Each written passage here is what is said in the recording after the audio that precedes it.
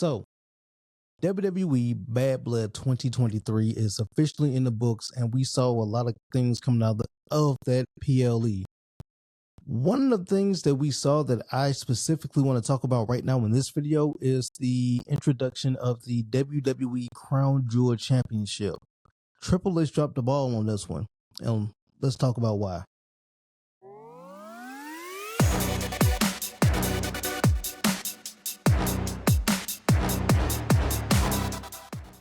What's going on, everybody? Welcome back to another edition of Wrestleholixz Radio. So let's get right into the topic of the hour. The WWE Crown Jewel Championship. This is the title that Triple H decided to introduce at Bad Blood 2023.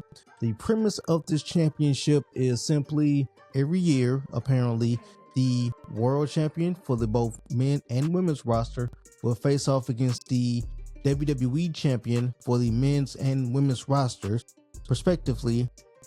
It would not be title unification. It would not be title versus title, but they would simply face off, and the winner would be crowned the new WWE Crown Jewel Championship champion.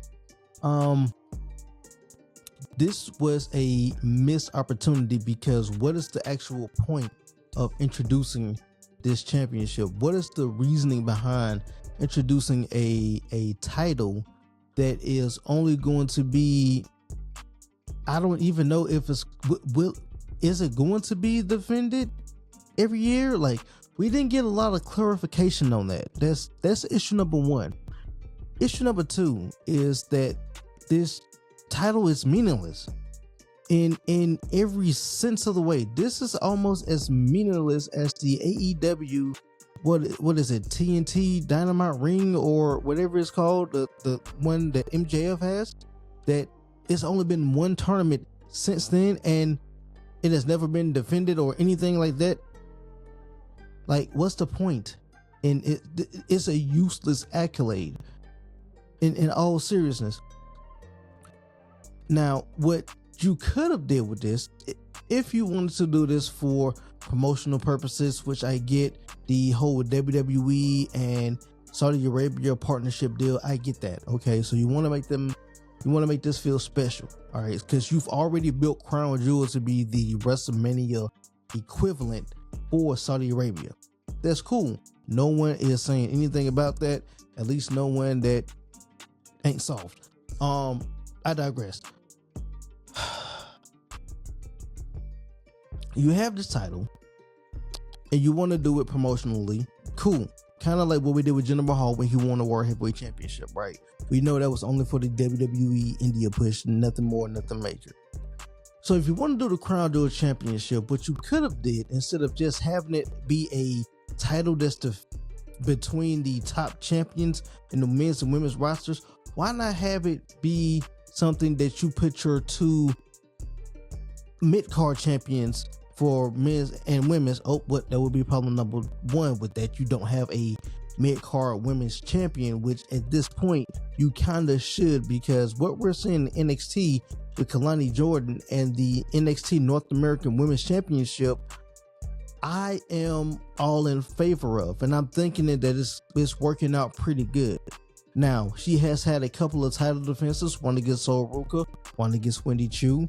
And while, yes, maybe the Wendy Choo title defense was not the best, however, again, it gave an opportunity for someone like Wendy Choo to actually display what she's capable of, so we can see if she one day does decide to get a main event championship run.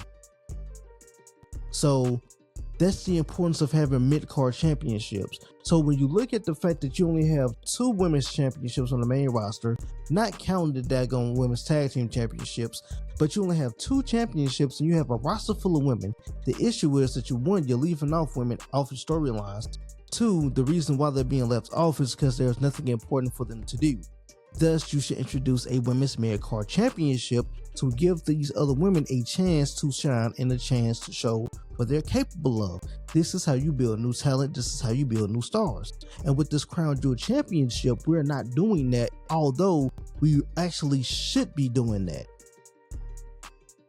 So if you did have a mid-card women's champion, let's just say that you had your women's Intercontinental Champion and your women's United States Champion, right? Respectively.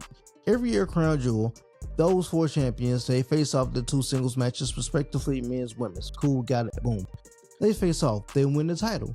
Now, what happens is this: when they win the Crown Jewel Championship, again, this is me doing hypothetical booking of what would have been a good idea. Do they win the Crown Jewel Championship, they automatically have to forfeit whatever championship they hold.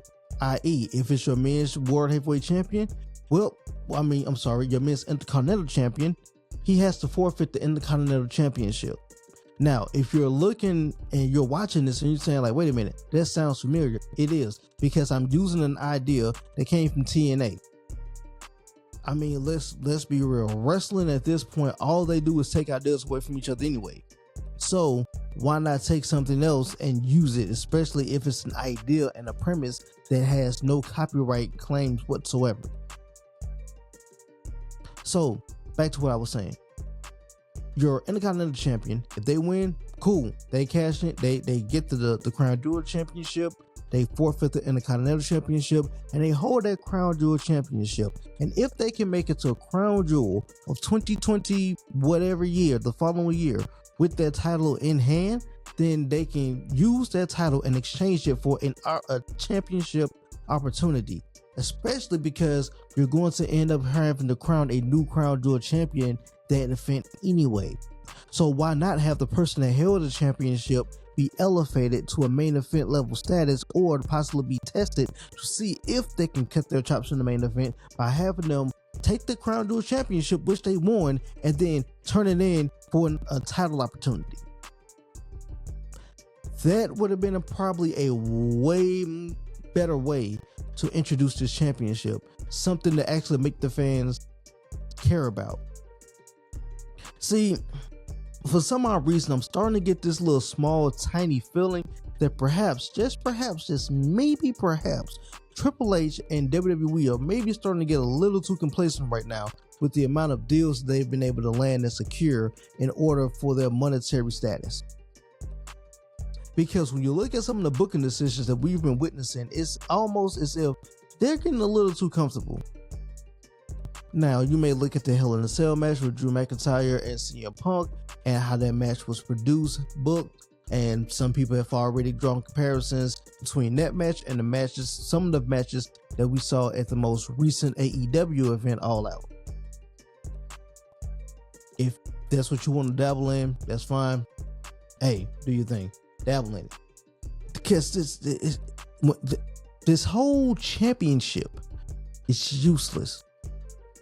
This is nothing else more than a duplicate version of the greatest Royal Rumble championship. Remember that title? Remember that? The one that Braun Strowman won? And that was it. It was a complete waste. So that's my thoughts on this whole Crown Jewel Championship. You guys talk to me in the comment section. Let me know what you think. All right, guys. Well, my name has been Stephen Ramon. Thank you for watching another video here on Wrestleholixz Radio. If you enjoyed this video, be sure to like and subscribe to the channel. And until then, peace.